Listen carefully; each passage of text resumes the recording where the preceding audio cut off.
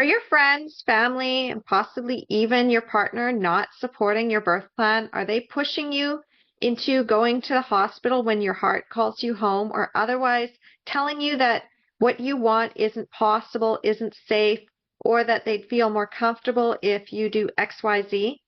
If this is you, then you're going to want to check this out. Because did you know that your partner, your friends, and your family can actually undermine your confidence, lead you to agree to unnecessary interventions, including giving up your home birth, and ultimately sabotaging your true natural birth? Hi, my name is Carly Bonderud, and this is the Empowered Birth Series, where I go deep into everything that you need to know to plan and get your empowered true natural birth. And if you've been following along with this series, then you know I'm going into the 20 natural birth traps. But before we get started, I just want to let you know that this is a deep dive masterclass. So if you only have 5 minutes, then you're going to want to go into the description of this video and get the transcript.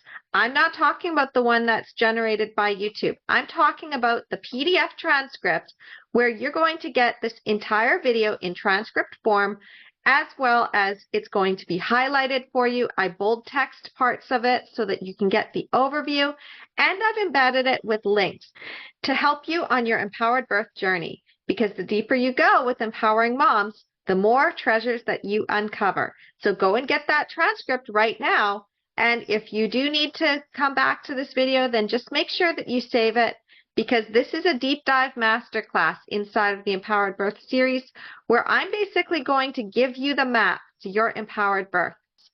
So first, you're probably wondering, if you're new to me, what are natural birth traps? Well, a natural birth trap is exactly what it sounds like. It's a trap that you fall into when you're planning a natural birth. Think of natural birth basically as you want organic ice cream. It is the organic version of birth. I also call this true natural birth, and it is physiological birth. It's what your body is designed to do anyway, whether you push on the outside or not, whether you prepare your body or not. Your body is designed to birth at a certain point. Unfortunately, within our birth culture and our medical system, we have forgotten how to support true natural birth, the physiological process. And instead, this has led to a culture of fear.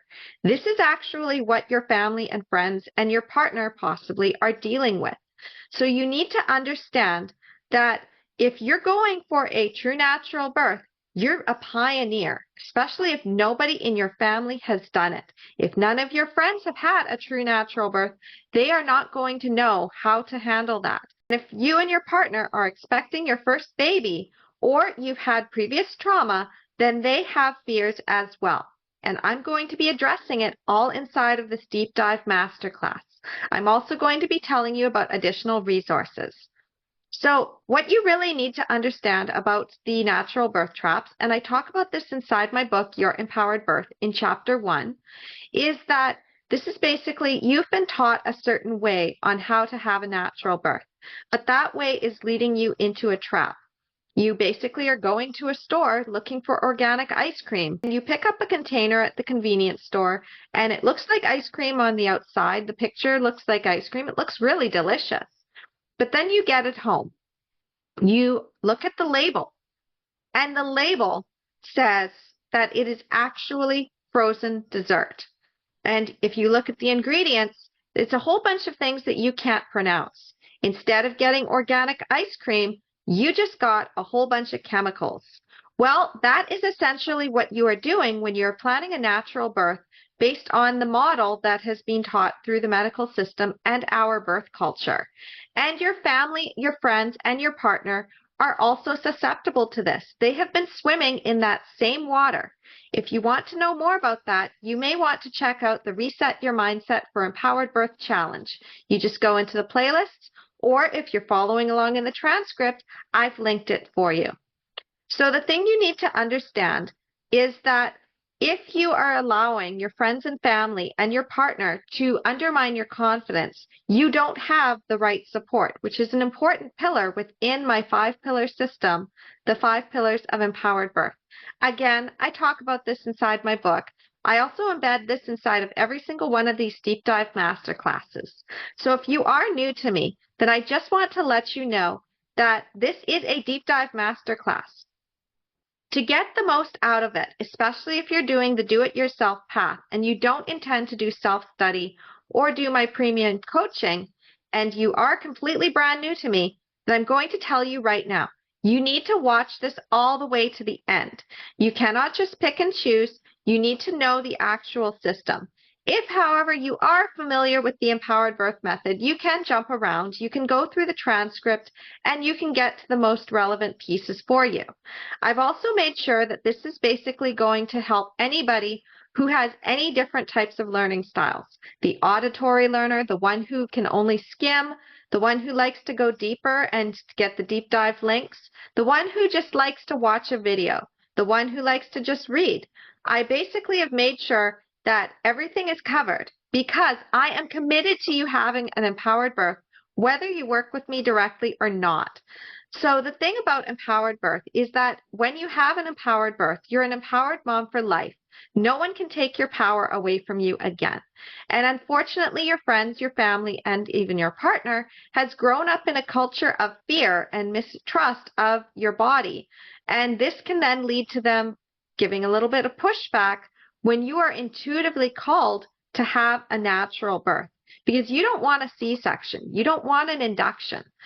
The thing about natural birth versus empowered birth, though, is that with empowered birth, if you call in those medical interventions, it is your choice, not a choice made out of fear, but a choice made out of power. So the empowered birth method is all about aiming for a true natural birth, the physiological process that your body is going to do anyway, and then we pull back only as much as needed. The reason for that is that typically in nature, if you leave things to unfold in their own time, in their own way, you're going to have less complications, less pain, and no trauma. But when you are controlling the process, this is when problems develop. You can read more about that inside of Rachel Reed's book, Reclaiming Childbirth as a Rite of Passage. So the empowered birth method is not just about having a natural birth at all costs. The empowered birth method is about you getting your best chance of having that physiological birth. Because when you have a physiological birth, you are more connected to your body, more connected to your baby, and you basically transcend into a new level where you can just go anywhere with this. Again, when you have an empowered birth, you're an empowered mom for life. No one can take that power away from you again. And if you keep following along with this series and you dive into other aspects of my self-study programs or inside of my book, Your Empowered Birth, or you even go beyond birth and take advantage of the deep dive newsletter that I put out every single week with Empowered Mom Magic, you'll be able to see just how versatile this system really is. Particularly in this masterclass, because what I'm going to be teaching you in this is going to set you free and help you set strong boundaries with your family and go for your dreams no matter what. Because the truth is that everything that you're resisting is part of fear.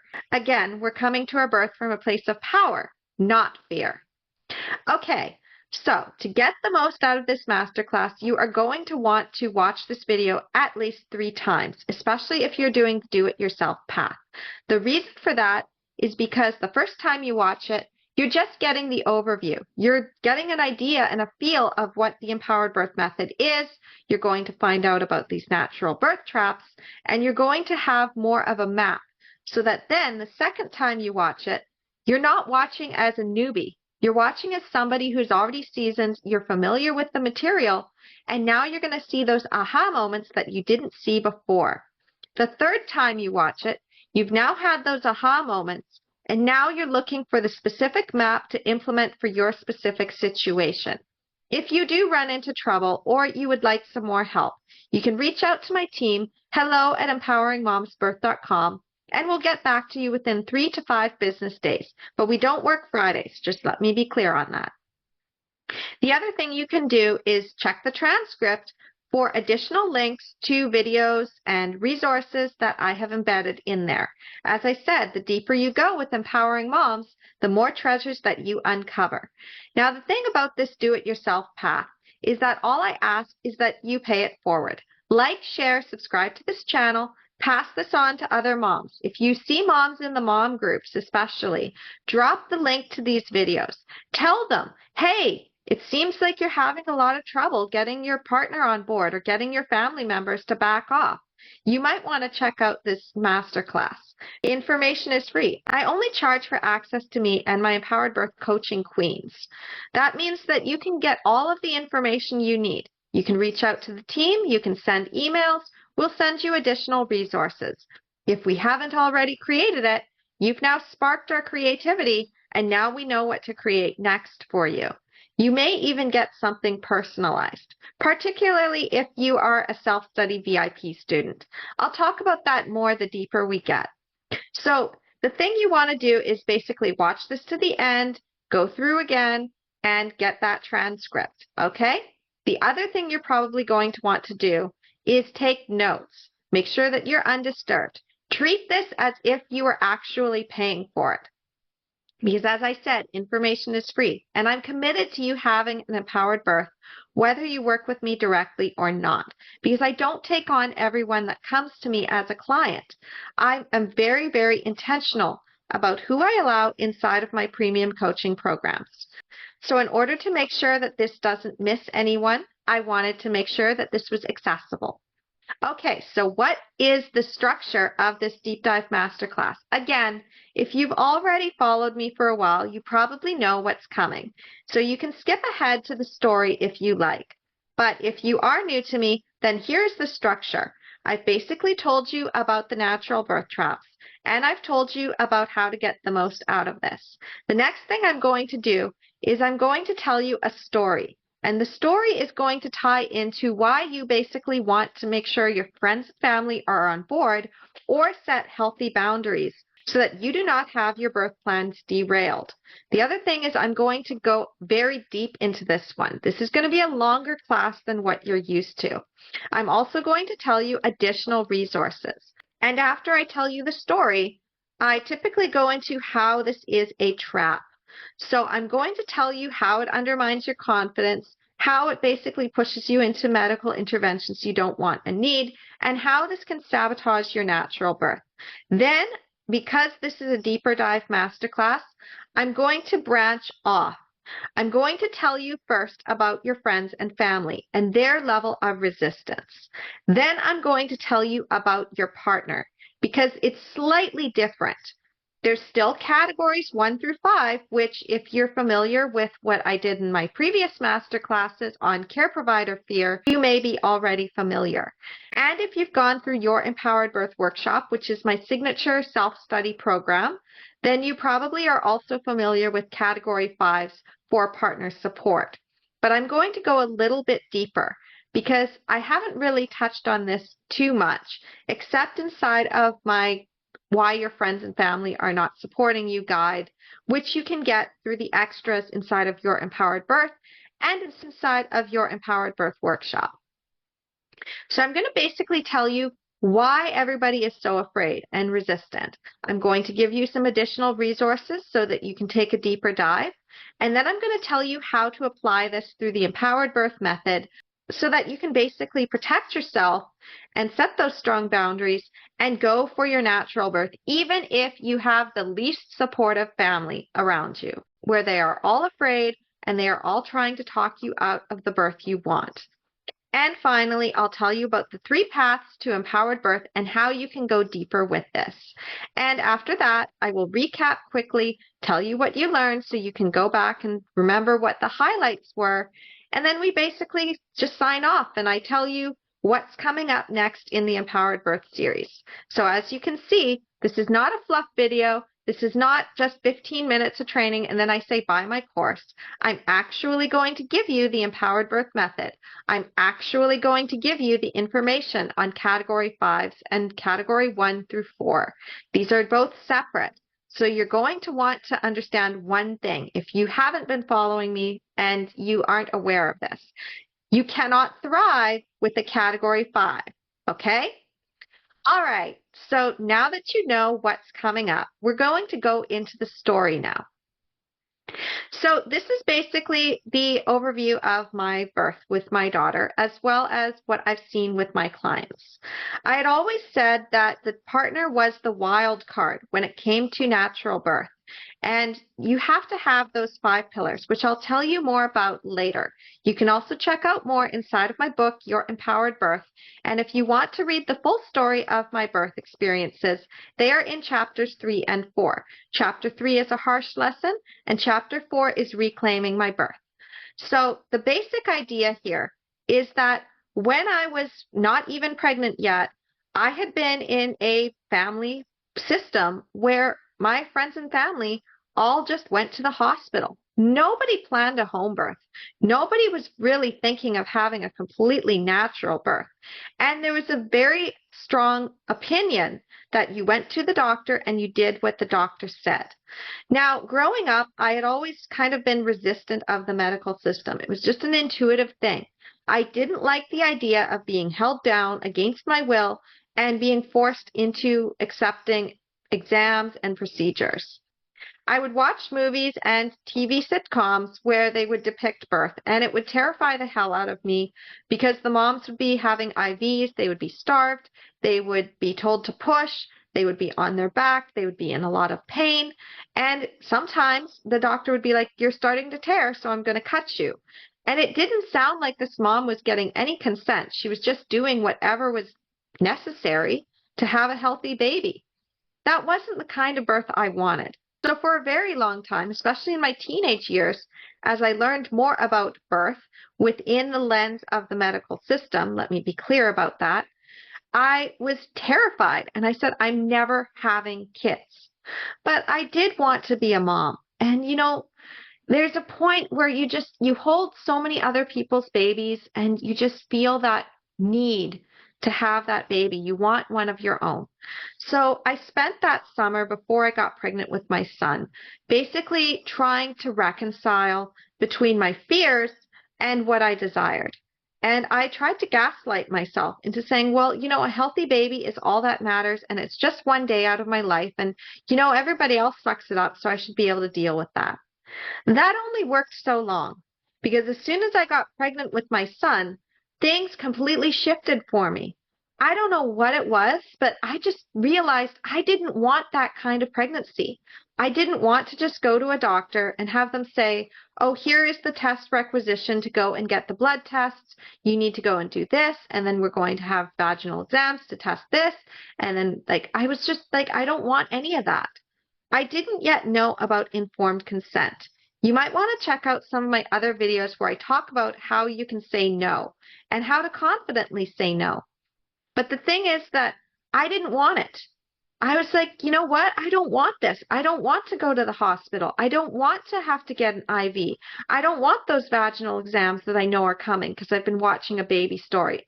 I don't want to be on my back. I don't want people pushing Pitocin on me. I don't want a C-section.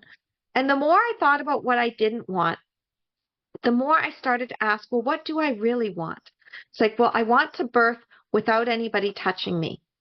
That in itself was already unheard of in my family dynamic. And then I'm like, I want to birth at home. And that was even more confronting for my family dynamic. So when I announced this, because I didn't quite understand just how much they'd try to chip away at me or how relentless they were going to be with this, I basically said, I'm going to have a home birth. And I went and I hired a midwife and I was planning a home birth. My family absolutely freaked out.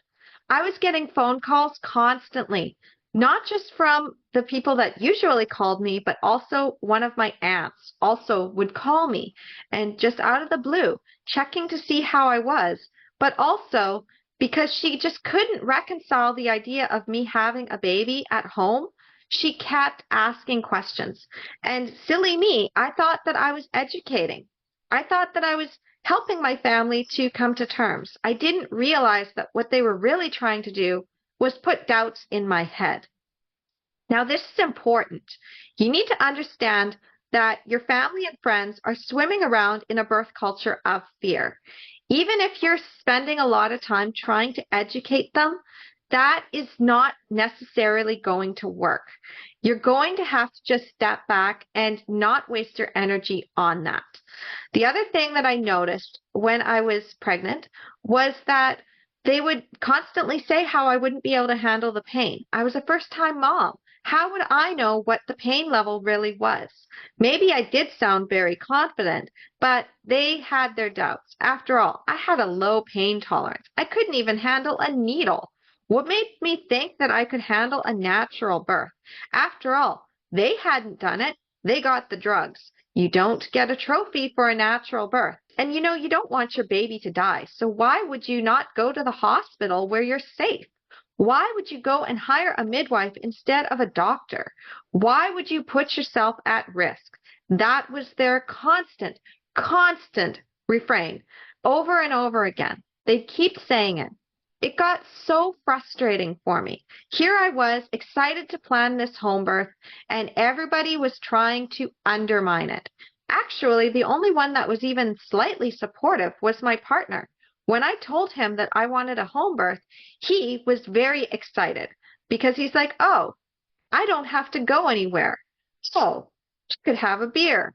Oh, I could smoke a little weed because, marijuana is actually legal in our country. So recognizing he was thinking in the terms of how this would benefit him.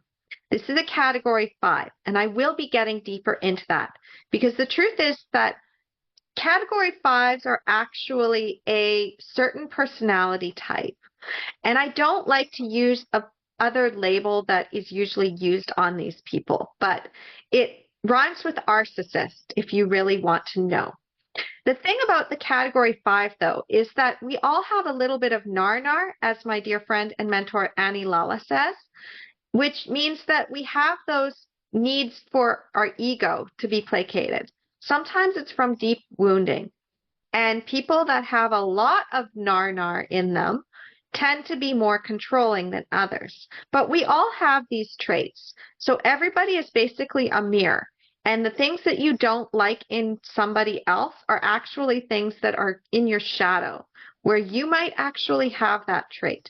Now, I'm not saying that to say that you're bad and wrong.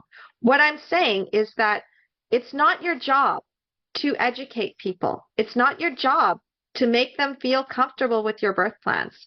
And it's not your job to rescue somebody who can't cope with your decisions. It's also not your job to have to stay around people that are actively hurting you. And the category 5 will actively try to keep pushing your buttons because they want to control you. It's a fear of losing face, fear of losing relevance, fear of losing authority. They can't hang with their own feelings of discomfort. And because they can't hang with it, they're going to push it on you. So with the category 5, you have to approach this differently than categories 1 through 4. And as I said, I will go deeper into that. So long story short, if you've read my book, you understand I ended up with a hospital birth that I did not want. The reason, of course, was because I was told that my baby was too small for dates. And as soon as my family and friends heard about this, they were all trying to comfort me in the way that they knew best. Well, if the baby is actually in any danger, you'll be safer in the hospital, they said. It's actually probably better for you. I was really worried about you having that home birth. And you don't know what birth is going to be like for you. It's probably safer for you to birth in the hospital. They were thrilled. They weren't comforting me for me to be able to go for my dreams. Instead, they were like, oh, good, now she's going to be safe. Now we can pull her back in to what we feel is the safest route for her. So they were trying to make me feel safe and comfortable about having a hospital birth. And I was not happy about it. I didn't want it. I would spend a lot of days crying because I really didn't want to go to that hospital. I didn't want to risk a C-section. And one of my friends who had had 2 C-sections and didn't think it was that big of a deal, she was trying to placate me by saying, it's really not that bad. I don't know why you're making such a big deal out of it. It'll be okay, I promise. It's really fine. And everybody around me, including my midwife, not the one that actually assisted my birth, but the one that was trying to placate me and get me to have this hospital birth, she even reached out to somebody and said, reach out to this past client who was also a natural birth crunchy mom, and she ended up having to have a C-section, and talk to her. And again, I wasn't comfortable. I really wasn't. I now recognize that that mom may have also been gaslit into thinking that this was okay, when really I can now see as a birth advocate, it wasn't. It's not okay for somebody to diminish you when you want to have your birth go a certain way, and they say, oh, but it's not so bad. You'll get over it. And they completely dismiss it because, a healthy baby is all that matters. So when I realized this, that the reason I ended up agreeing to that hospital birth was because nobody was in my corner to support me. I didn't have any friends saying, you know what, this is BS. If you want to have a home birth, here's the way to do it. Don't listen to them. I had a doula, but she wasn't in my ear as much as my partner. And my partner, who had been all for it because he'd get to stay home, was now starting to have doubts. He was now worried about his precious progeny, that if I was going against the medical system, oh, that's a problem, because he was very much in the idea of you listen to the doctor. The midwife had said it was fine before. Now the midwife is saying it's not fine. Now there's an OB who's saying it's not fine. So I'm not comfortable anymore. Now, the thing is that after we had that baby, my son, we realized that we'd been screwed over. My partner had basically realized that he had to miss work to take me to these appointments for these non-stress tests and these ultrasounds, and even go to the hospital and be bored out of his mind, all for things to turn out okay. And when I became a birth advocate, he was all for it in the beginning because he was ticked off with how he had basically had his plans ruined. So when I got pregnant the second time, of course, I was now a birth advocate. I now knew the system. I now understood what was really going on. And I knew to keep distance between myself and my family. Just before I had actually gotten pregnant, so pretty much when I'd conceived, I had gone up for a visit to see my extended family. And they were not supportive of the way that I was still breastfeeding my son. They were not supportive about the way that I was co-sleeping with him. They were not supportive about the way that I was actually dealing with him and raising him in a way that he was authentically himself. They were not supportive with the idea of me having another baby. As far as they were concerned, I was kind of playing a dangerous game by advocating for women to have natural births and to go against the hospital birth system as they saw it. I got so much pushback. I was such a mess that I went home early. I had planned to stay a week, but I just couldn't take it anymore, and I came home early. And that's when I discovered that I was pregnant with my daughter. I decided to keep that pregnancy a secret until I was 12 weeks along and couldn't hide it anymore.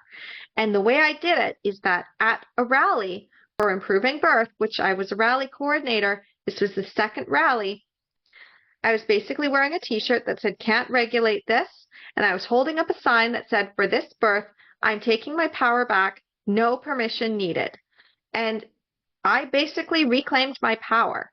This didn't stop family members from trying their tactics of pushing me back into a hospital birth.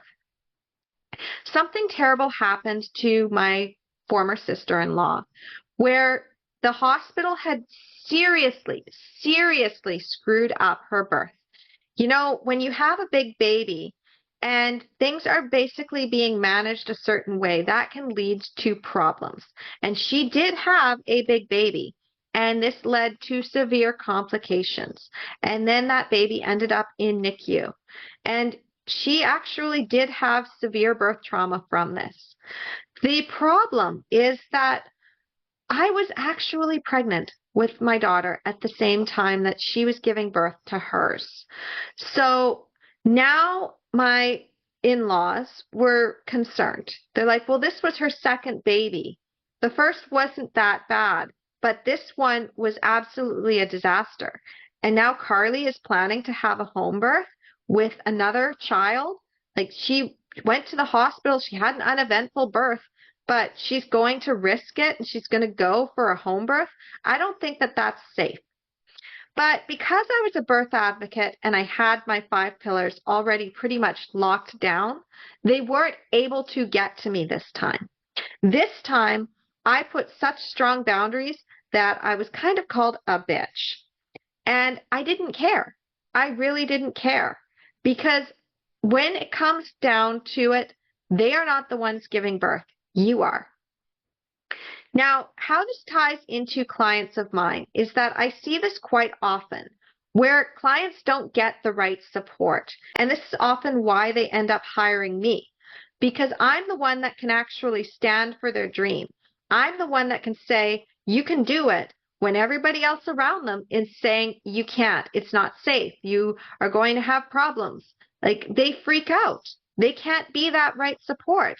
The mom groups can be somewhat helpful, but they can also be full of fear. They can be full of misinformation, and there's a lot of gaslighting that happens. Either the moms gaslight each other, or they've gaslit themselves into believing that their birth had to go that way. And then they have to basically reconcile with that. I'm going to go deeper with that within this video because that is part of the categories 1 through 4. So the thing you need to understand is that if you don't have that right support, you need to build it. And I talk about this deeper inside of your empowered birth, how this turns out. One of my first clients, Lisa, actually had her right support basically not optimized at all. This led to her basically hiring me to teach her what she needed to know to go into labor on her own so that she wouldn't be pushed into a repeat C-section for the 3rd time. She didn't want it. She'd had a C-section with her first, she had a C-section with her twins, and now she was having her 4th baby, and she's like, I'm going to go into labor on my own, and I'm going to attempt my natural birth. But because she knew that the hospital was not going to be supportive, she chose to have her baby at home. She couldn't find a midwife. This is another issue that we have within our birth culture and medical system where midwives' hands are tied. Theoretically, Lisa should have been able to get a midwife. A midwife is with woman, but because of these restrictions, go back and watch some of my other videos on this. But because of those restrictions, she wasn't allowed to have a midwife. No midwife would touch her. So she couldn't get a midwife, and she couldn't even get a doula that would be in person. Lisa did not live in the same city I lived in, so I couldn't actually attend her in person. I was virtual for her. So I was her only virtual support. Jenny and I basically were the ones that were lifting Lisa up. And Lisa was attending my deep dive classes every single weekend.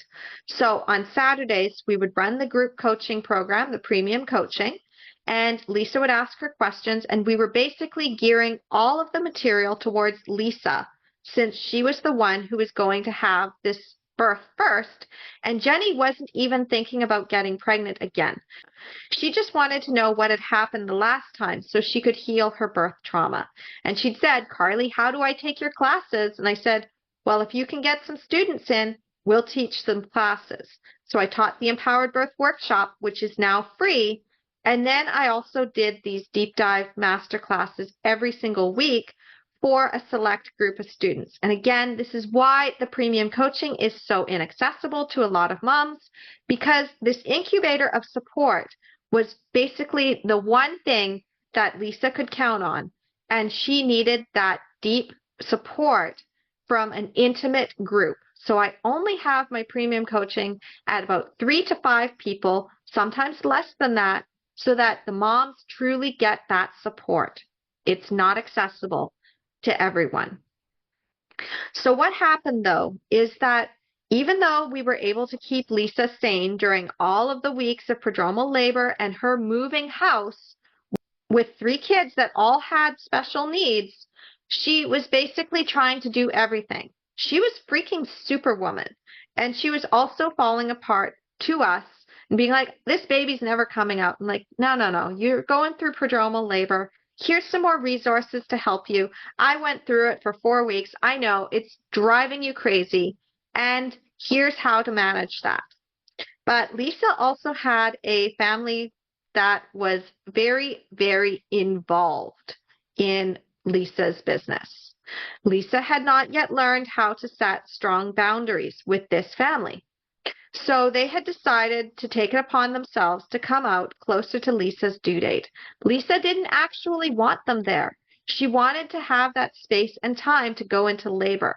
But her mother lingered. Her mother stayed.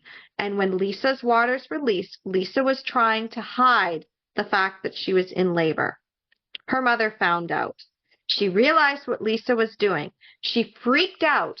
And she said, if you do not call the ambulance, I'm calling them. This then forced Lisa into the hospital. The hospital did not want to allow a VBAC to happen, and Lisa ended up getting a C-section. She didn't need a C-section. There was nothing wrong with her or her baby. But fortunately, because Lisa had been learning under the empowered birth method, and she understood the context, and she understood how the system actually works. As she was being manipulated, she could see it. She could see what was going on. She could see that her power was being stripped from her. She knew that she could not fight this because her partner was scared. If her partner had fought for Lisa, if her partner had been on board at the time, if we had known just how much this was going to turn, we would have got the partner on board. But Lisa wasn't sure that he was going to be on board. And because of that, I was just teaching Lisa.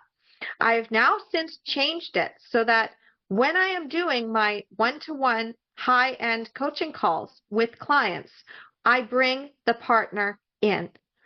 Because if the partner is scared, the partner cannot advocate. Lisa's partner was not a category 5. Lisa's partner was just deeply, deeply afraid and wounded, and they were able to heal their relationship after the fact. So after Lisa had this birth experience that went awry, her partner did start to see just how much they had allowed family and fear and all of this control to basically tear their relationship apart. They rose up from the ashes. But the thing is that you have to know what you're dealing with. So now that I've told you the story and you know what's at stake and you know that you really do need to have your partner's support, even if they're category 5, there is a way to turn that around. What you need to know next is how this undermines your confidence. Well, as I said in the story, if you are dealing with family and friends and even your partner who constantly are putting doubts and fears into your head, what if this happens? What if this bad thing goes wrong? They're putting fear on you. And when you're afraid, you're not able to think logically. You're not able to see your vision anymore. It clouds your judgment. You need to have at least one person in your corner who believes in you. Ideally, you need your partner to believe in you. You need your partner to stand up for you. You need your partner to shut down all of the voices of your friends and family. Because if your partner is listening to your friends and family and not you, that can create a rift in your relationship, and then your partner is not able to strongly advocate for you, which means your confidence gets undermined. This is why the 5 pillars of empowered birth are so important. This is also why within the empowered birth method, we basically get past our fear, then we also get our partners on board, and then we can advocate. If you miss any of those steps or you don't have them optimized, this is when problems develop.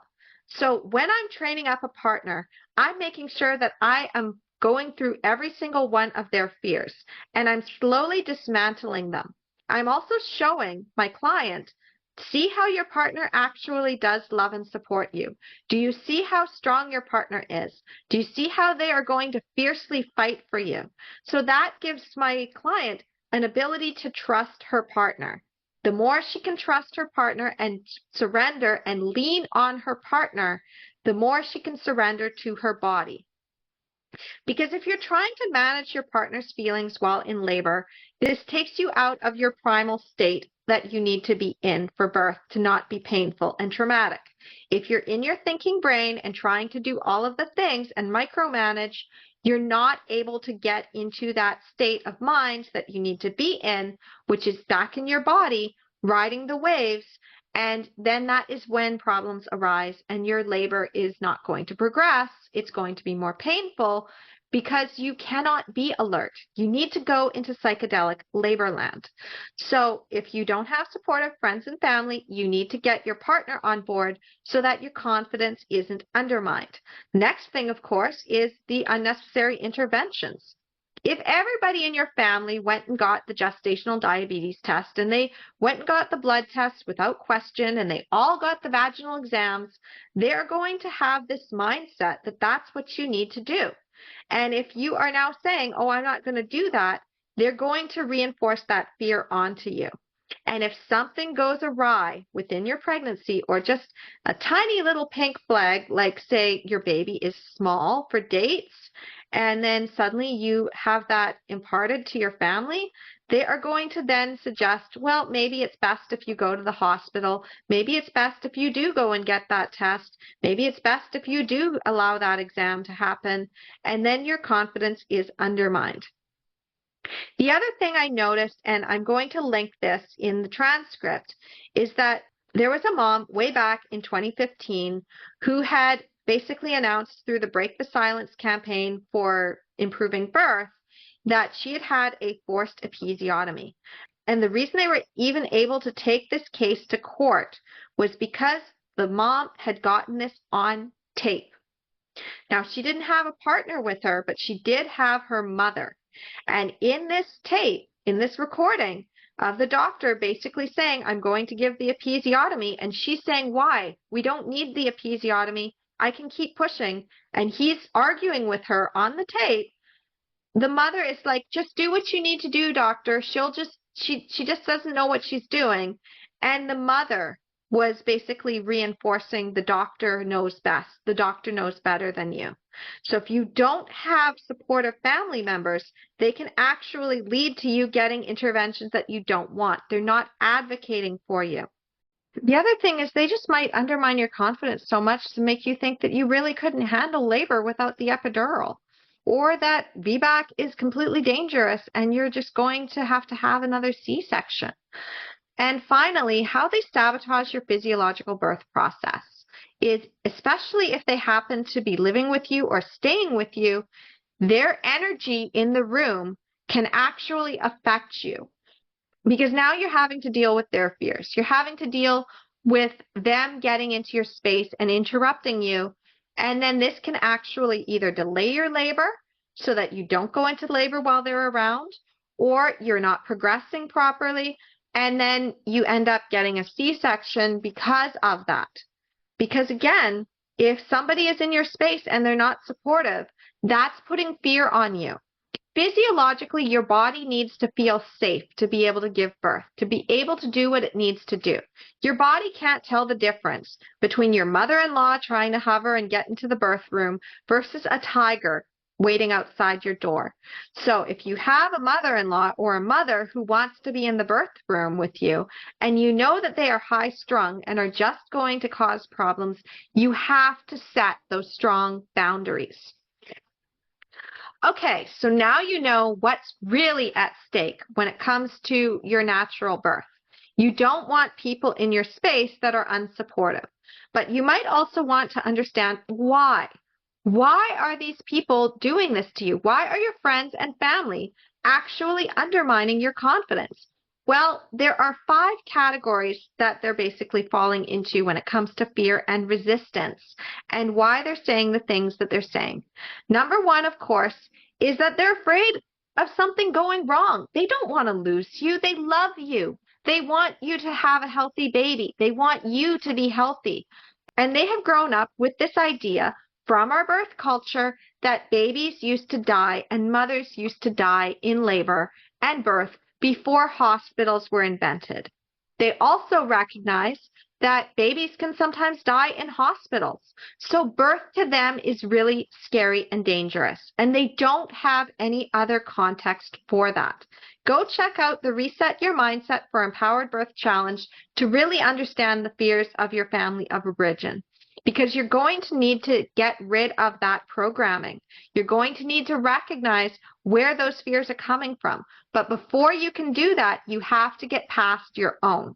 So I don't suggest trying to figure out what categories your friends and family and partner fall into until you have actually released your own fears. Because once you release your own fears and get rid of your fear traps, then you can more easily see theirs. Another category is category number 2, fear of their own limitations. This is especially true if you have friends who've already given birth, or you've got aunts, your mother, your grandmother even, your mother-in-law, your sister-in-law. They had a specific birth experience. If they never had a home birth, do you honestly think that they're going to be able to understand your desire for a home birth? Maybe they secretly wanted a home birth too, but someone had talked them out of it, and they're envious. They feel like if you go for that home birth, that's just going to reinforce the idea that they couldn't do it. They couldn't stand up to it. If something went wrong during their birth, they may also have that internalized fear that if you go on and you have this home birth, what does that say about their own body? It's broken. It's defective. They don't want to look at that trauma. Birth trauma sucks. And even though we have about a 45% reported birth trauma rate and people are starting to speak out about it, a lot of people don't actually see that trauma. It's so ingrained in our society. Again, the Reset Your Mindset for Empowered Birth Challenge, you're going to be able to see those deeper layers. I also go deeper into this inside your Empowered Birth Academy, and I will be creating more challenges and programs in the future. But basically, they don't actually know that maybe they could have had that natural birth that you're going for. You're a pioneer. Maybe they could have had that home birth, and they were afraid to do it. So by you going and doing it, that's bringing up something for them that they didn't want to look at. They gaslit themselves into thinking that they had to have a hospital birth. A healthy baby is all that matters. And now your new birth experience that you're going to go for is in complete opposition of their choices. What does that say about them? It really says nothing. This is your birth and your choice, but it's affecting them. It's their stuff. They need to deal with it. And if they can't hang with it, they're going to try to undermine your confidence so that you can be sane. If you look at it like a metaphor of crabs in a bucket, there's a crab that will try to climb out of the bucket, but the other crabs will try to pull that crab down because they don't recognize that they need to actually get out of that bucket so that they don't get eaten. They're thinking, no, the bucket is safe. This is where we're supposed to be. So get back in the bucket. That's where we're supposed to be. They don't see it. So if you have friends and family who are like, oh, well, I would have loved a home birth, but, my baby probably would have died. So I don't think that's a good idea. And, you never know what could happen. Birth is really unpredictable. I ended up with a C-section and I was planning a natural birth. They don't see what's going on. So the other category of fear and resistance and why they're basically trying to undermine your confidence is category number 3, cultural conditioning. This again is where the Reset Your Mindset for Empowered Birth Challenge comes in. They don't see the trauma. They got it from their own family of origin. They got it from the media. The media has reinforced the message that birth is scary and traumatic, and you go to the hospital and things go wrong.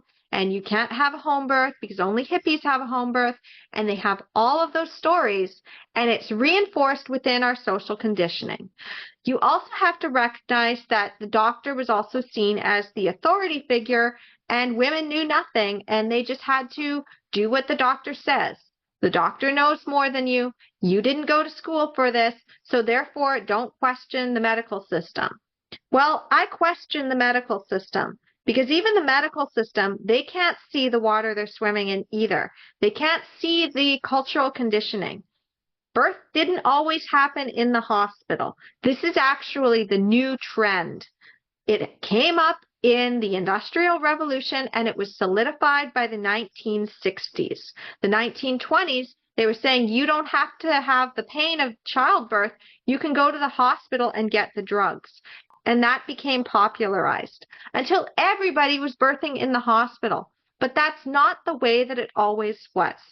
You can learn more about this if you read Rachel Reed's book, Reclaiming Childbirth as a Rite of Passage. In the first half of the book, she talks about the history of childbirth, or as she calls it, the her story of childbirth. So understanding this, that there's a whole cultural conditioning. Your family and friends believe that you're supposed to just go to the doctor and listen to the doctor. If you hire a midwife, that's already stepping outside the box. But if you hire a midwife and choose a home birth, that's really stepping outside of the box. And if you're choosing to free birth or choosing to just birth without anybody touching you and just have the birth attendant either in the same room or in a different room to call them in when you need them, oh my gosh, that is just absolutely terrifying to people who have been culturally conditioned to believe that the hospital is the safest place to have a baby and that home birth is dangerous. So they have that cultural conditioning, and they may also fear something going wrong. Categories 1 through 4 can basically be more than one thing at a time. So there's multiple fear traps that they could be in. And number 4, we bond over birth stories. We bond over our motherhood experiences. And if your friend has had a C-section, you choosing to have a home birth is something she can't relate to. Either she wanted one or she didn't want one. If she didn't want a home birth and she actually chose to have a C-section and she didn't want to have a natural birth, now that is a disconnect. She's like, do we even have anything in common? If you go and do this, I won't be able to talk to you about my experience. I won't be able to understand your side of things. And what does that say about me, or what does that say about you? If you're choosing to do this, does that mean you judged me for having a C-section because you are now saying that the last thing you want to do is have a C-section? Same for your mother. If your mother was absolutely traumatized by her birth and she has still a lot of internalized trauma about that she doesn't actually reconcile, then when you say a healthy baby is not all that matters, I matter too, that is going to then kind of wince at her heart. And she's going to be like, I'm not going to be able to understand my daughter's way of doing things. I don't understand why she wants to have this home birth. I wanted to have a home birth and then I chose something safer. At least I thought it was safer. But now how am I going to relate to my daughter in this new way? Well, the thing is that you're actually the relationship leader, which Annie Lala talks about in her own community. She's one of my friends and mentors. She's a relationship coach, a love coach, and she understands family dynamics. And she says that if you have a vision and you're moving towards it, nobody else understands it, you're actually the leader. You're the one who came up with the vision. You're the pioneer. So yeah, you're the one who's now leading your family. You're the one that's leading your friends. And this may inspire them, possibly. In fact, after I had my natural birth with my son and I started to become a birth advocate, I didn't see this right away, but there were people that were paying attention. There were cousins. There were like friends that I hadn't really even thought anything that they were going to go and have a natural birth or try for a VBAC. And they'd start to reach out to me. This was the origins of my business because they're like, Carly, can I pick your brain for a little bit? Can you tell me more about when you hired your midwife? Can you tell me more about when you planned your home birth? Can you tell me more about advocating for yourself? What's really going on? I really want to understand this. I've been seeing you posted about this stuff. I see that you're doing this. I know I haven't commented, but I really do want to know. And they'd ask me these questions. And I actually led a lot of people away from the fear of actually having to give birth in a heavily controlled medical system to having a home birth. Christine is one of my rally coordinators from Improving Birth when I was doing that. and she was the one that was working with me. She said, I'm never getting pregnant again. And then Christine accidentally got pregnant. And she's like, okay, well, I guess me and my husband were having another baby before he had his mastectomy. Okay, but I'm not going to have another C-section again. So she had to reconcile that. I was pregnant at the same time that she was. I was a little bit further ahead than her. And because of what I had done, she was able to stand confidently and have her home birth after cesarean. It was unplanned. She thought she was going to go to the hospital. And at the same time, because she knew from what I'd already paved the way for, that she could do it. So the thing is, I'm not the expert here. I'm the guide. I'm here to guide you. I've paved a path for you. I've paved a path with my clients. And if you do want to work with me deeper, you are an empowered birth pioneer. You're probably an empowered birth pioneer within your family dynamic, and you're making that space. Now, the other thing is the category 5s. Category 5s are just about ego. Category 5s secretly hate you. They are envious of you. How dare you actually rise above them? They were supposed to be the leader, not you. They can't share power. Category 5s are not true queens and kings. A queen and a king who are true in their power are going to share the wealth. They're going to share the wisdom. They're going to share the spotlight. But a category 5 does not want to share the spotlight. So if the category 5 happen to have given birth before, and they are deep in their trauma story of being the victim, and it's like, oh, I had to have this C-section and I'm such a good mother because I sacrificed myself for the good of the baby. You come in and you're saying, I'm going to have a home birth. I actually matter too. That is taking away the spotlight from the category 5. They don't like it. If the category 5 has not given birth, the category 5 still needs to be the one to be imparting the wisdom to you as the expert. And if you are not going with the category 5's really good advice, the category 5 is going to try to chip away at you until you comply. Category 5s are in many, many different areas of life. They are bosses, they are friends, they are people that you basically interact with out in the world. They can be clients. You don't want a category 5 client if you have a business, because they're the ones that are going to want to speak to the manager and tear you down. They are the ones who are going to write those scathing reviews that are not true and try to dismantle your business.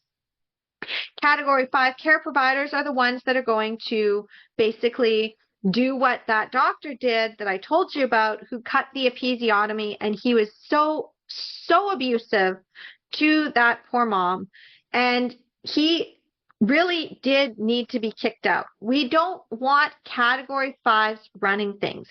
Category 5s are really good at pretending to be your friend, and then they stab you in the back. Category 5s are really good at pretending that they support you and then talking to everybody around you that is like, talk some sense into her because I can't get through. Category 5 partners also exist, and this is where I'm going to now shift, because now that you understand about the fears and resistance of your family, we're also going to go into the fears and resistance of your partner. As I said, this is a deep, deep masterclass. Take notes. Make sure you have the transcript, because I know that I've put a lot in here. This is also really important. If you want to go deeper with this, I do have your Empowered Birth Academy. It is my partial self-study program. You do need to have additional coaching as well. I cannot make that a complete self-study because of how dense it is. However, I can say that there's a little bit inside of your Empowered Birth workshop. There's a little bit inside of your Empowered Birth, the book behind me. And if you do have any questions, you can always reach out to me and my team. hello@empoweringmomsbirth.com. The thing is that this is deep psychology that I'm uncovering for you. So I can't get into everything, and I can give you the overview. So the thing about the category 5 partner that's different is the same thing as like categories 1 through 4. Okay? So you need to understand with your partner, they are your support to protect you against your friends and family and their many different ways of having their fears, especially category 5. You need to have your partner on board. If they are not, you need to find that way of getting through to them. So category 1 of your partner's fear and resistance of why they don't want you to have a home birth or not get the epidural or have a natural birth or not get that C-section or hire a midwife, whatever it is because they're afraid of losing you. They're afraid of the pain that you're going to go through. They don't want you to suffer. They've seen in this whole birth culture that moms die, babies die, moms are in a lot of pain. I've had partners that are like, I don't really want to see her in pain. And I'm like, she's coping, she's dealing. I know it looks on the outside that she's not, but I can tell the difference. If I see that something's going on, this is why your partner needs a doula, by the way. Like, it's not just for you, it's for your partner to hold that space. Because if your partner doesn't want to see you in pain, they're going to want to rescue you. Your partner wants to be your hero. So if your partner is afraid of losing you, that is a huge, huge fear that you need to address. This is why I said you need to get past your fears so that you can help your partner.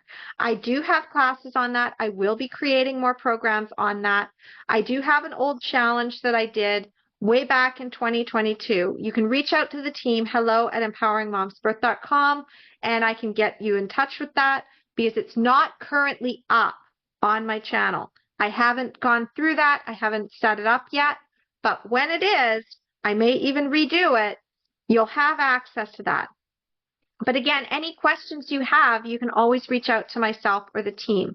We also do some 15-minute consultations if you really, truly need it. We do laser coaching sessions, and they're less than the price of groceries, so you can still get on those calls. I did make it accessible. But the thing you need to understand is they're afraid of you going through that pain. They're afraid of losing you.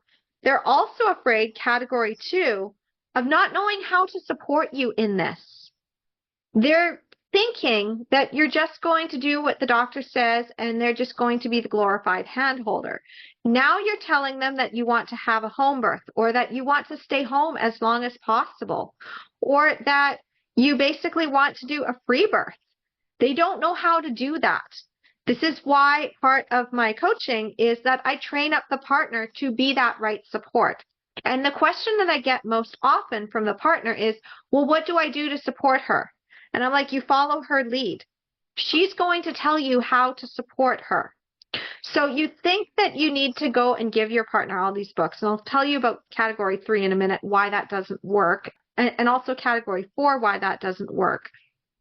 But what you need to understand here is that you give them all those books, they still don't know what to do. They don't know how to support you.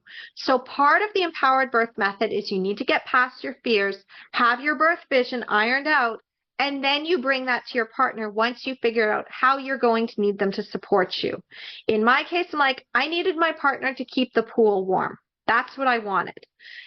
I also wanted him to be able to text the doula because I wasn't going to be thinking. I needed him to also hold down the fort to keep his father downstairs because we happened to live above his father at the time. His father lived in the basement. We lived upstairs. I had to have my partner put sheets up because his father was a category 5 and he would cross boundaries constantly. It was a real headache dealing with that. But even still, I was able to have my completely natural home birth even with a category 5 living in the house and a category 5 partner that I didn't yet realize was a category 5. That came later. Because when you have an empowered birth, suddenly you realize just how powerful you are.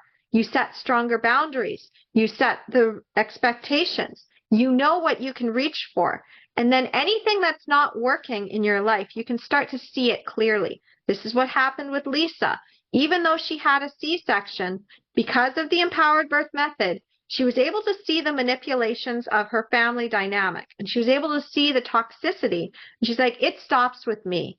I'm going to raise my kids a different way. I'm no longer going to allow these voices to tell me that I'm not good enough. I'm no longer going to allow these voices to tell me that I'm too much. I'm going to stand in my power, and either my partner is going to rise up to my new level or he's going to fall away, and I will be okay. He rose up to the next level, and Lisa is thriving. Her kids are thriving, and she set those strong boundaries. So recognizing your partner needs to know how to support you, but in order to know how to support you, you need to know how to support you. So you have to go first. You have to be the birth visionary and the relationship leader, as Annie Lala talks about. So I'm actually going to link at this point in the transcript so you can go and learn from Annie Lala. She's an amazing relationship coach. And what she taught me really helped me to heal from my category 5 relationship with my ex and to be able to know what I deserve in my life moving forward so that I can have true, lasting, authentic love in all aspects of my life, in my dynamics with my family, and set those strong boundaries with people that are trying to control and manipulate and otherwise put all of their fear and all of their worries onto me, and it doesn't work anymore. So recognizing that, we then go into category 3 though, because a lot of moms make this mistake. When they're asking for resources to give to their partner to teach them how to support them, you just bombard them with a whole bunch of information. Here is an article, here is a book, here's another book to read, here's a video to watch, here's a course to take, and it overwhelms your partner, especially if they're male. Men have to process differently than women. It's just the way that their brains are wired. They are not as able to go through all of their emotions and sort through and come to the same conclusions. Your partner has also been immersed in the same birth culture that you have.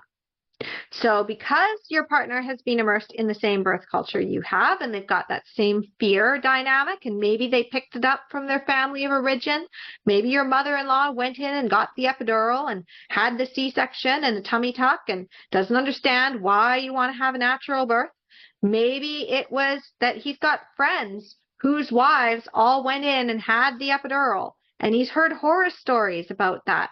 Maybe he is a new dad around older dads, and he's getting those lenses, and he doesn't know how to filter them.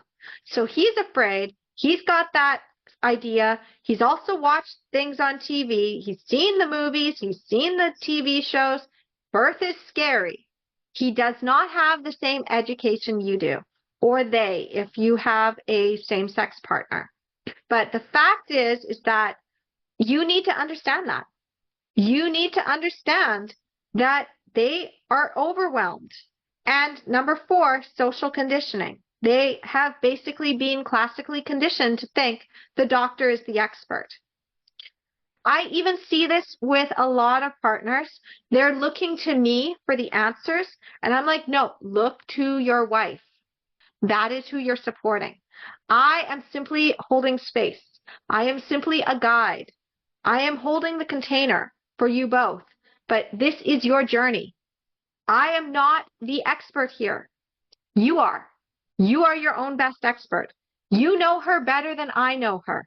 You are with her all the time. You fell in love with her. You need to be the one to support her. I can only go so far.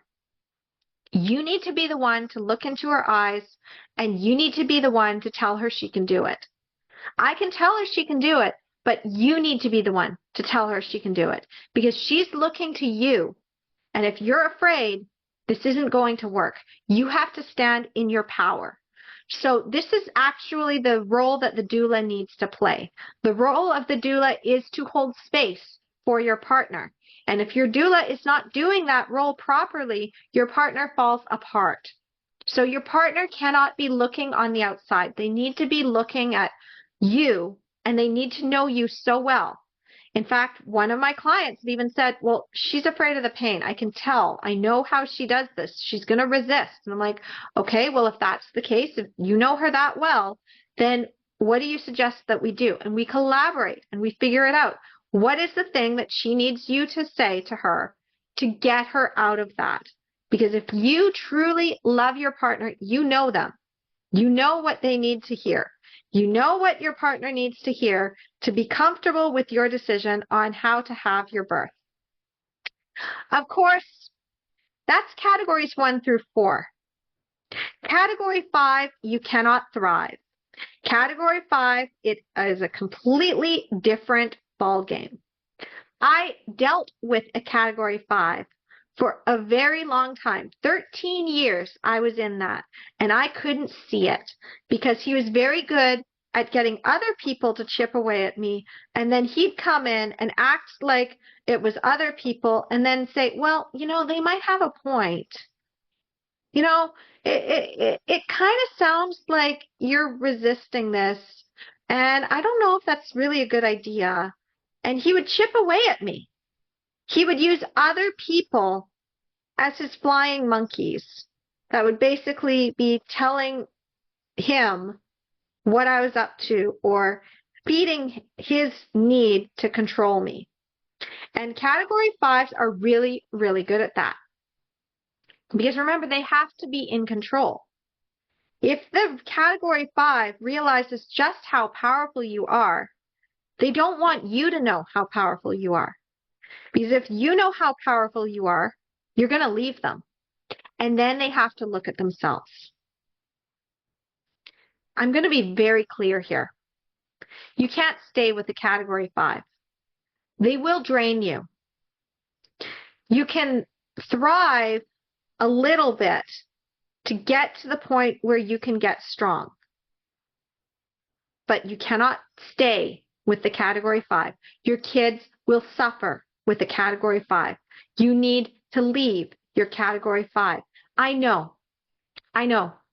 You fell in love with them. They put on that mask. They told you that they were going to stand for your dreams, and then they've been slowly chipping away at you. And you didn't see it.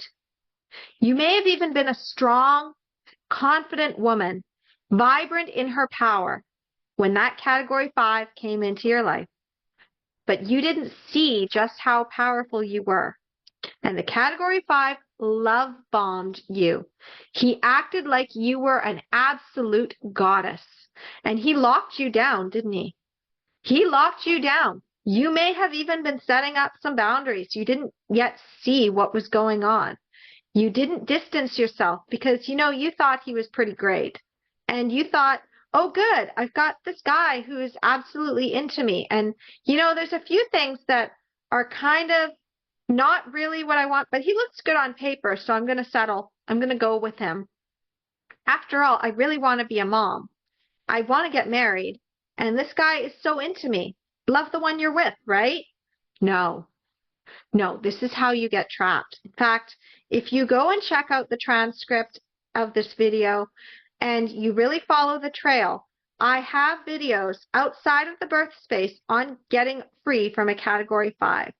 I have videos on how I set myself free and was able to thrive and find true love. And I want you to go through that. I want you to really see it. And if you happen to suspect that you have a category 5, if there's things that sometimes they hurt you and you tell them that hurt and they say, oh yeah, well, you're just being sensitive, or they otherwise try to diminish your feelings instead of actually changing, you may have a category 5. You really need to understand what true love really looks like. Go follow Annie Lala. She is the one that had me realize that the partner that I had was a category 5.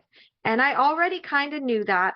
I knew that he wasn't going to change. But when I saw Annie and her husband together, I'm like, that's what I want. Why can't mine be like that? Can I get him to be like that using Annie's tools? And I realized I couldn't. The tools for a healthy relationship, all of those books, all of the advice that they give for a healthy relationship does not work for a category 5. Do not take your category 5 partner in for marriage counseling. It will backfire on you. I did this. I found out later that all of the time that I was being completely honest about what was going on, he was taking that as information that he could then later use against me. Every time I opened up about something that had hurt me, the traumas that I'd gone through, he used it against me. Now, you're pregnant. The category 5 is in your life. You may not be able to leave yet. However, you can still get the birth you want. You just have to figure out what your category 5's selfish motivations are. In the case of my category 5 partner, it was simple. As soon as I said I wanted a home birth, he was excited because that meant he wouldn't have to do anything. He'd just get to fill up the pool. He'd be able to stay home. He'd be able to drink. He'd be able to smoke weed. He'd be able to sleep. He'd be able to be in his own bed. And he wouldn't have to worry about anybody else judging him. I found his motivation. So when my labor stalled and the midwife said that I could go to the hospital or I could send her home, I sent her home. And I thought to myself, I'm going to have this home birth with or without anybody's support. But when my ex-partner asked, could we just do it ourselves? I really don't want to go back into the hospital. I don't see any need to. I mean, there's nothing wrong with you. I'm like, yeah, we can. And when he asked to go to the liquor store while I was in labor, I said, go ahead, go to the liquor store. Because yeah, he went to the liquor store. You need to understand the motivations of that category 5. And you know that category 5 better than you think you do. Start studying them. Okay. So that was a lot, right? Now, the thing about the empowered birth method, because we want to apply that, is that you need to have that right mindset. Get past your fear. Have your vision. Have your dream. Understand what you're going towards. Then you need that right education to reinforce it. Not just the education about birth. Education about your family dynamic. Education about how to set those strong boundaries. I do have videos on my other channel, Carly Bonderud Uncensored, if you want to check that out. You can also reach out to me, hello@empoweringmomsbirth.com. This is an aspect of my coaching practice and what I teach that many people don't see. This is the psychological component. And I have studied psychology. I was fascinated by it ever since I was 11 years old, and my dad took his first psychology class in university. I have also been around category 5s all my life. I had friends that were category 5s and would use me and manipulate me, and I used to think that I was too much and not enough. And now I don't have that feeling anymore. I know I'm enough as I am. I know that what I want is valid, and I'm passing that on to you, because when you have an empowered birth, you're an empowered mom for life, and no one can take that power away from you again. Now you need the right environment, though. You need to have spaces where you can actually breathe. If your category 5 partner happens to be in the house, you have a category 5, then you need to actually encourage them to go out with their friends. Let them go out drinking. Let them go out partying. Let them do their selfish desires that don't require you to actually tag along. Get some space. If, however, you have a supportive partner and it's really your family and friends that are driving you crazy, start controlling that environment as well. Allow them to come to you on your terms. Set the boundaries of when they're allowed to visit. You may want to create a list of people that are allowed to come to you and visit when you are pregnant and when you have had the baby. You also want to recognize whose house do I actually want to go to? Because if you go to somebody else's house and you don't have an exit plan in place with your partner, then they will bombard you with things that they are concerned about. So always have an exit strategy if you know that you can't avoid certain people in your family dynamic when you go to those gatherings. You get to make the rules of how long you stay. You get to make the rules of how long they stay. They don't get to wear out their welcome. Annie Lala actually says that the way that she's able to love people in her family and with her friends is by recognizing when she starts to feel resentful or like she's giving too much for what she's getting back. And when she starts to feel that, she knows to see them less. She would much rather see somebody less and still love them than have them see her more and either they get sick of her or she gets sick of them. So you need to recognize that there are certain people that you absolutely love to be around and you could actually spend all day with them. If it's balanced and they feel the same way, that is a perfect fit. If, however, they need less than you do, you need to find that need filled somewhere else. You can still love them, you can still be around them, but you need to also respect their boundaries. And finally, if there's somebody who wants to see you all the time, but you're like, no, it's okay. They can cope. You still love them. You're just putting them at a distance. And then there's some people that you can love from afar with the door closed because you know, until they change their energy, I just don't feel comfortable around them. Again, you cannot thrive with a category 5. They are miserable and they just want to chip away at you. So set those strong boundaries. Now, the right facilitator really doesn't come into play unless you need a counselor. And that is probably not even like a thing here, but you're going to want a doula if you have a partner that's afraid. You're going to want to have somebody who's in a professional lens who can reassure your partner that everything is normal. Make sure you've also hired the right care provider, because if the doula and the care provider are working together and collaborating, your partner's going to feel more comfortable.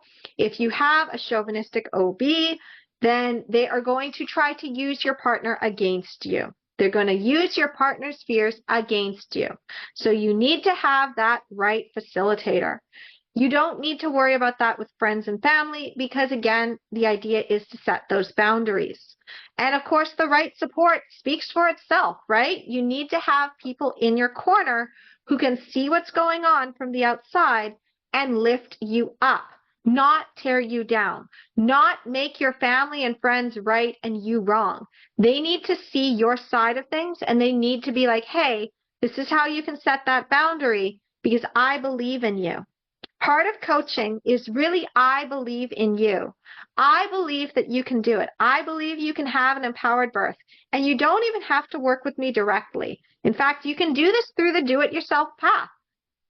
I've laid it out for you. So now that you understand the empowered birth method of the 5 pillars, let's just go into those 3 paths, okay? So path number 1 is do it yourself. Keep watching these videos, these master classes, take notes, follow the transcripts, go as deep as you want, implement. Make sure that you are taking other resources as well. And if you do have any questions, you can reach out to me and my team, hello@empoweringmomsbirth.com. We're happy to support you. I am committed to you having an empowered birth, whether you work with me or not, or you get my book or any of my self-study courses. I want you to have it because when you have an empowered birth, you are an empowered mom for life, and no one can take your power from you again.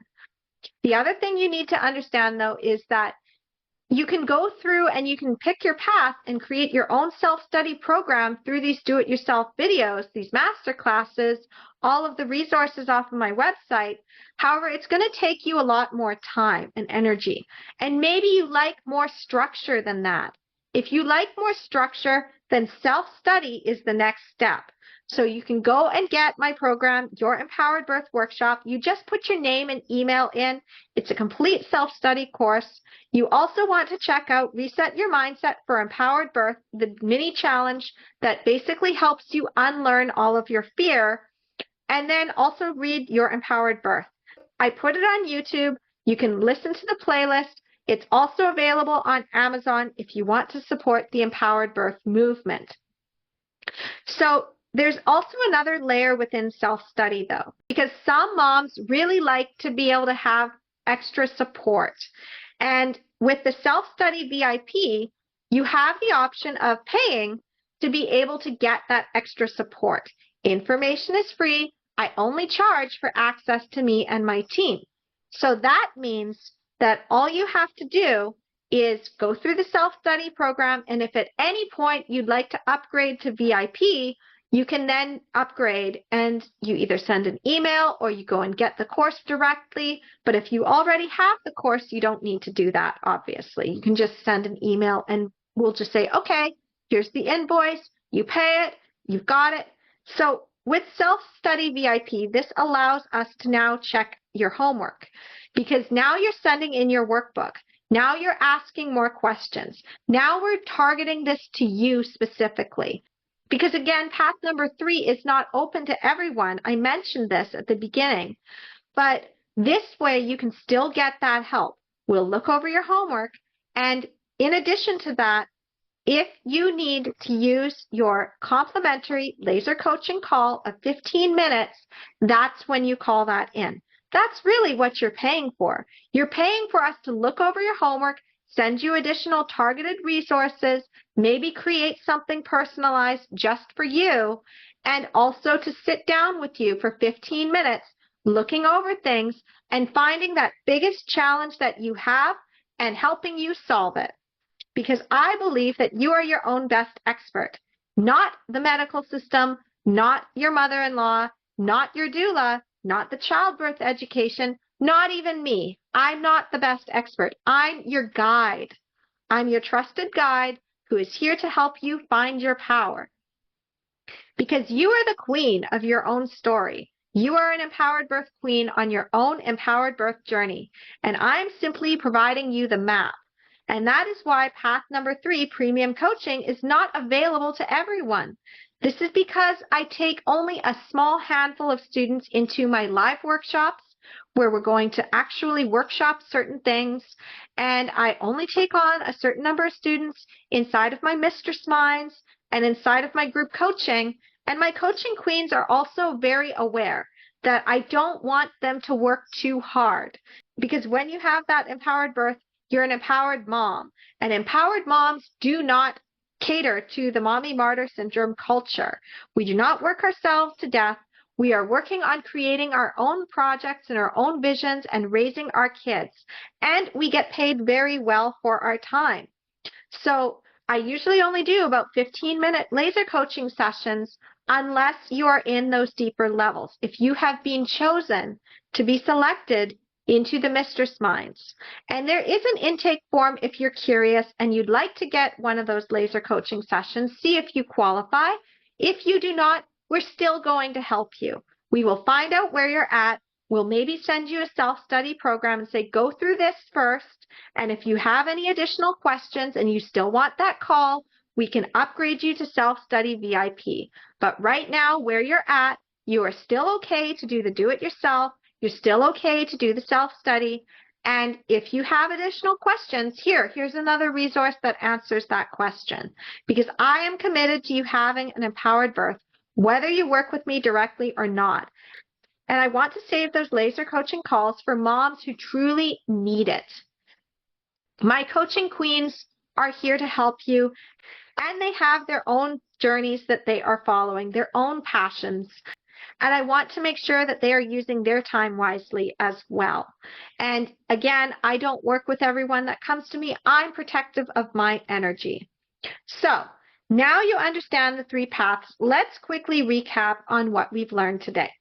So the thing you really need to take away from this is that if you're allowing other people in your space, they are also attaching to your energetic field. They are undermining your confidence, and they are basically chipping away at you if they cannot hang with their own fears. People in your space need to be a trampoline for your dreams and a sanctuary for your heart. Go and check out any of the resources from Annie Lala if you want to go into this deeper. She does also have a podcast called The Heart of the Matter, which I highly suggest you check out. Annie has changed my life when it comes to learning how to set boundaries and to highly value myself and my time and the friends that I keep around me now. I'm very intentional in who I curate, because you need that right support. If you don't have it, it falls apart. you get your confidence undermined, you end up agreeing to unnecessary interventions, and your physiological birth process is also hijacked. So you need to understand about the categories of your friends and family's resistance. Category 1, they don't want to lose you. They love you. Category number 2, their fears of their own limitations, either what they think that they can't get in the future because they're afraid, which in that case, if they've never given birth before and they're going to in the future, you paving the way is going to inspire them that maybe they actually could. Maybe they could do it. If they have given birth or they know people who have and they're traumatized or they're never going to give birth themselves, but they're still in that fear of limitation, what does this say about me? If you're going to go and have this natural birth and I had this C-section, again, you're paving the way. You're showing them what their true desires were, their limitations on what they believed was possible. But they have to be able to work with that. That's their coping to do. Category number 3, social conditioning. They've been conditioned to believe that the doctor knows everything. They've been conditioned to believe by society that birth is traumatic and painful and horrific and dangerous and unpredictable. Of course they're going to be afraid. And category number 4 in that is that they're afraid of that disconnect. If you go off and have that home birth and they can't relate to your story, that's going to be like, well, where am I relevant in their lives now? You can't thrive with category 5. I've already said that multiple times. You cannot thrive with a category 5. They are just there to chip away at you because they need to feel superior. With your partner, they're afraid of losing you. They're afraid of something going wrong. They're afraid of losing the baby. They don't want that to happen.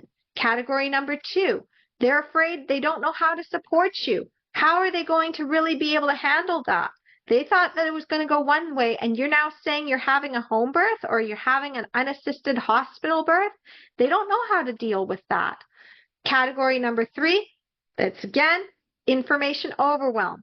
You give them a whole bunch of information, they can't reconcile it. They can't sift through it. They're afraid. They don't know how to deal. You need to curate that information. Category number 4, social conditioning.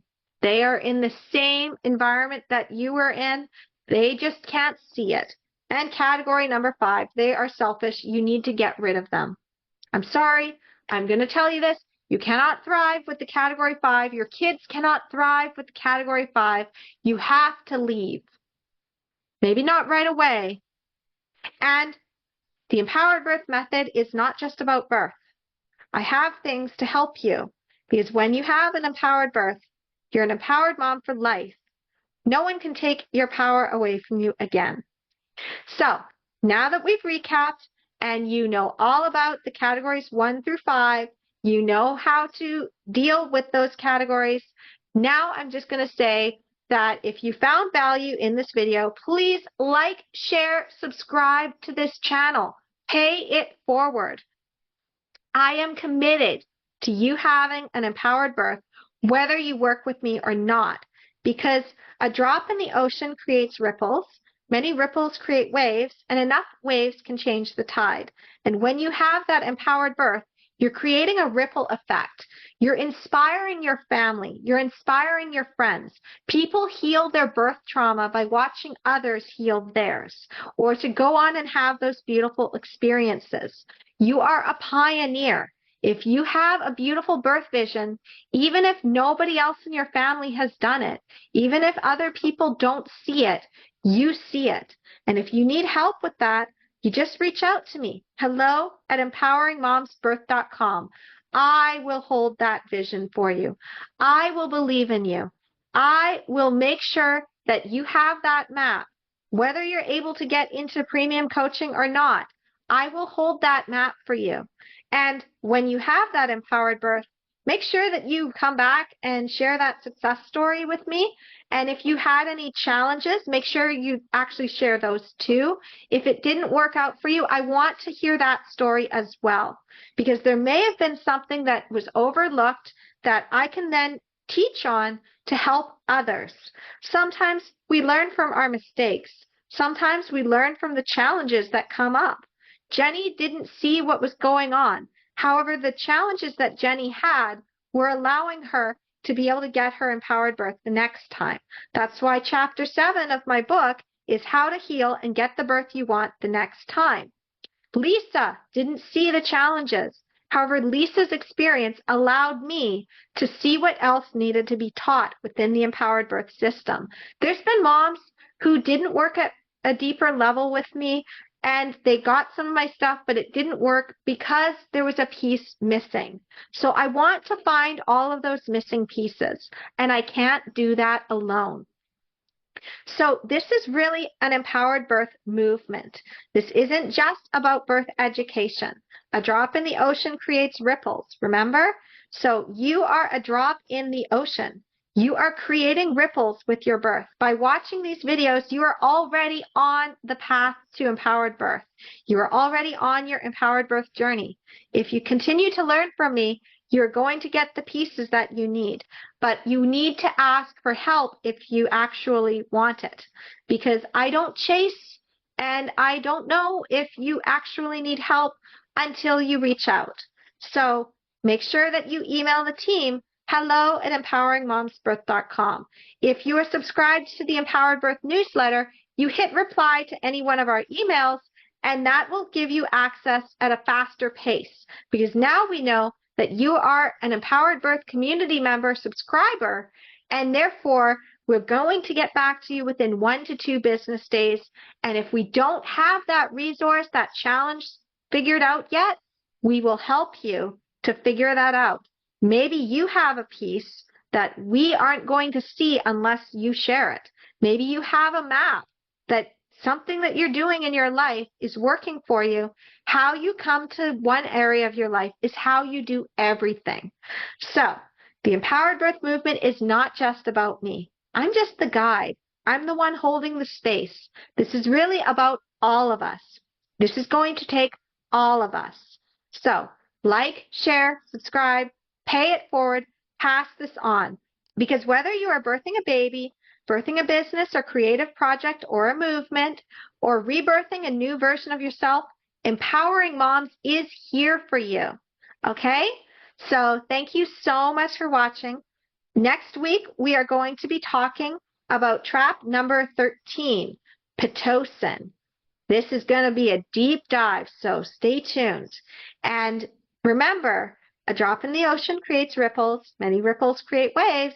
Enough waves can change the tide. So if you found value in this, drop this into the mom groups. There are so many moms that are not getting the support that they need, and they really need to watch this masterclass, okay? So thank you again. Have a happy empowered birth journey, and I will see you next week. Namaste.